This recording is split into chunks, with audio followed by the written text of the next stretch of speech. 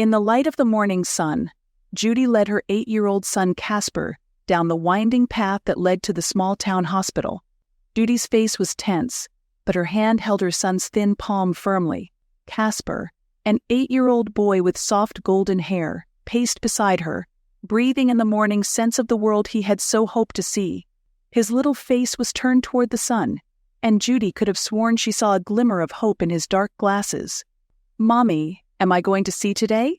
Casper asked, his voice full of excitement and innocent faith in a miracle. Judy stroked his head, gathering her courage. "Yes, my dear," she replied, trying to hide the tremor in her voice. "Today, perhaps you will see the world as I see it every day." They stopped in front of the hospital entrance where they were met by Dr. Ryan Miller, smiling broadly, his eyes full of encouragement. "Ready?" he asked, turning to Casper. The boy nodded, and all three entered the building where a new chapter of their lives was about to begin. After footsteps on the cool floor of the hallway, the sounds of the hospital began to envelop them on every side. Judy knew that every rustle, every voice around them, Casper heard in his own way. He perceived this world through the acuity of his other senses, but today could change everything.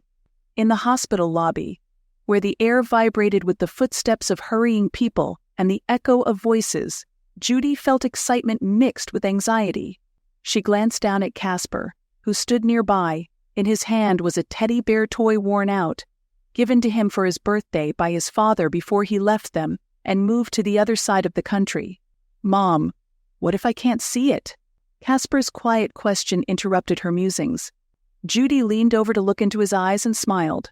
"Then we will see the world together as we always have," she said, pulling him close to her. At that moment a nurse, a woman with kind eyes and a gentle smile, approached them. "Casper, we are ready for you," she said, and her voice sounded like music, full of promise.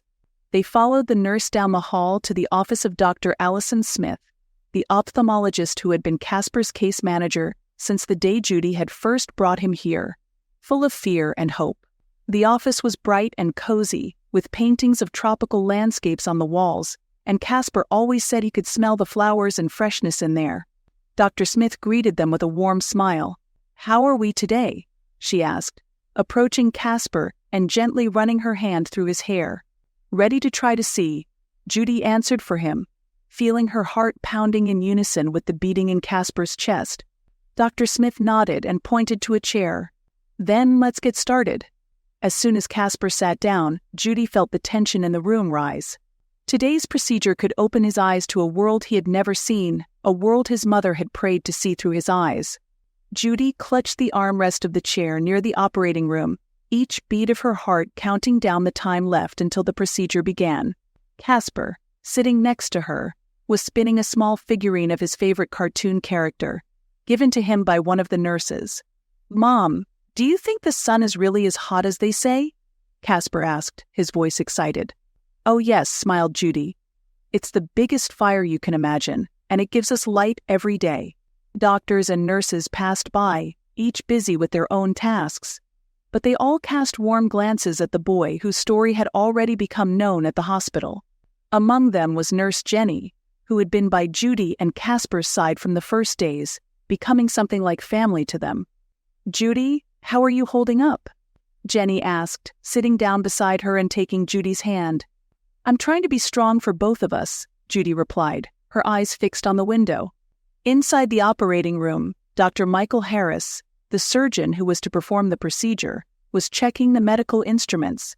His hands were sure and precise, each movement reflecting years of experience and hundreds of successful surgeries. "We will do our best," he told his team. "Each of us today is giving Casper a chance to see the world." Finally, the moment came, and the nurse invited Casper into the operating room. Judy stood up, kissed her son on the forehead and whispered goodbye. "I'll be waiting for you here, my little hero." As soon as the doors closed behind Casper, Judy sank back into her chair, her gaze lost in the endlessness of the corridor. The tension was growing by the minute, and she felt something like an invisible weight clenching in her chest. She prayed that today would bring them the miracle they had waited so long for. There was intense concentration in the operating room as Dr. Harris and his team worked on the delicate structures of Casper's eyes. Suddenly, The rhythmic beep of the heart rhythm monitor cut off, replaced by a hard, continuous beep.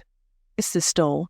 The anesthesiologist exclaimed, his voice breaking the silence like a clap of thunder. Dr. Harris stepped back, allowing the cardiology team to take the lead. Nurses and doctors bustled around, preparing the defibrillator and beginning cardiac massage. The first discharge did not produce the desired result. The second was also unsuccessful. With each second that Casper's heart didn't respond, the pressure on the team increased. Outside the glass wall of the operating room, Judy flinched when she saw the sudden commotion. She sprinted to the window, pressing her face against the cold glass, trying to see what was going on. The sight of the medical team working in emergency mode made her heart quicken. "Something is wrong," she whispered, feeling her voice shake with fear. "Please, no." Nurse Jenny, noticing the growing panic in Judy's eyes, ran up to her, trying to encourage and support her. "Judy, let's move away from the door. The doctors are doing everything they can. Casper is in good hands." But Judy was paralyzed, her gaze fixed on the chaos inside the operating room. Thinking back to the day Dr. Harris had warned her of the risks, she felt old fears returning with renewed vigor. "I can't lose him," she cried out when the third defibrillator discharge also failed to produce the desired outcome. Suddenly her knees buckled and she collapsed to the floor, letting out shrill sobs. Jenny and others waiting nearby surrounded her, trying to comfort her, but Judy was lost in her grief as the fight for her son's life continued in the operating room. Meanwhile, inside the operating room, after the fourth, desperate, defibrillator discharge, Casper's heart suddenly responded.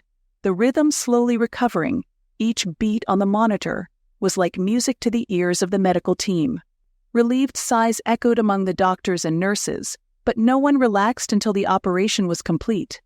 Dr. Harris, picking up his surgical instruments once again, continued the procedure with even more care, if that was even possible. His every movement reflected not only his skill and experience, but also the gravity of the moment that had just passed. The time in the operating room seemed to stretch into eternity until the last important action was completed. In the anteroom, where Judy was still in a daze of fear and shock, Nurse Jenny and other hospital staff continued to support her. "Judy, breathe. Please take deep breaths in and out," Jenny spoke, helping her focus on her breathing to distract her from her panic. After a time that seemed endless to Judy, the operating room door finally opened. Dr. Harris stepped out, removing his surgical cap, and his tired face lit up with a smile of success. "The surgery is complete, and despite the complications, Casper did great," he said as he approached Judy, who slowly rose from the floor, leaning on the nurse. Tears of joy and relief mingled with the remnants of fear on Judy's face. "Can I see him?" she asked in a broken voice. "Sure, but let's wait a little while until he comes out of the anesthesia," Dr. Harris replied, supporting her by the shoulder. Judy nodded, trying to pull herself together. She knew there was still a long way to go before she was fully recovered, but the most difficult stage was behind her. Now all that was left to do was wait for Casper to wake up and open his eyes to see for the first time the world that until then had been nothing but a mottled blur of shadows and light. Deep down, Judy felt grateful for her son's persistence and courage in insisting on the surgery, despite the risks. Her little hero had proved that even when the odds seemed slim, it was worth fighting for every opportunity to see life in all its diversity. Judy entered the medical room, where warm light illuminated the pale walls and the air smelled of antiseptic. Her heart pounded in unison with the footsteps that echoed in her ears like loud drum beats. Dr. Harris stood in the center of the room, his hands gently holding Casper's head while the nurse carefully removed the bandage from his eyes. "We're doing this slowly to let his eyes get used to the light," said Dr. Harris quietly, whose eyes met Judy's hopeful and fear-filled gaze. Each layer of bandages removed from Casper's eyes seemed like an eternity to Judy.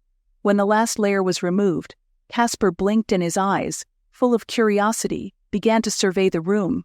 Dr. Harris stepped aside, giving room for the magical moment of the boy's first glimpse of the world. "Mom?" said Casper uncertainly, his eyes searching for the source of the familiar voice that had always been with him. Judy stepped closer, tears of joy streaming down her face. "Yes, my darling, it's me," she whispered, barely containing her emotions. Casper smiled, watching in surprise as the light reflected in the tears on her cheeks. "Mom, and you look so beautiful. And your tears look like crystal," he said, and his words pierced her heart with a mixture of joy and pain. Dr. Harris, standing off to the side, watched them, his eyes also glistening with unspoken emotion. "This is the moment we've all been waiting for, Judy," he said softly. "Your faith and love and Casper's bravery helped make it possible." Judy hugged Casper, and that embrace held tightly the whole story of their trials and triumphs together. Dr. Harris stepped closer, placing a hand on her shoulder for support. "Today is a new day for Casper, the day he sees his mother for the first time. It's a true miracle," he added. The doctor's words only heightened the magic of the moment. There was a silence in the room, filled with emotion and warmth, and in that silence each of them felt how life can sometimes be fragile and yet incredibly beautiful.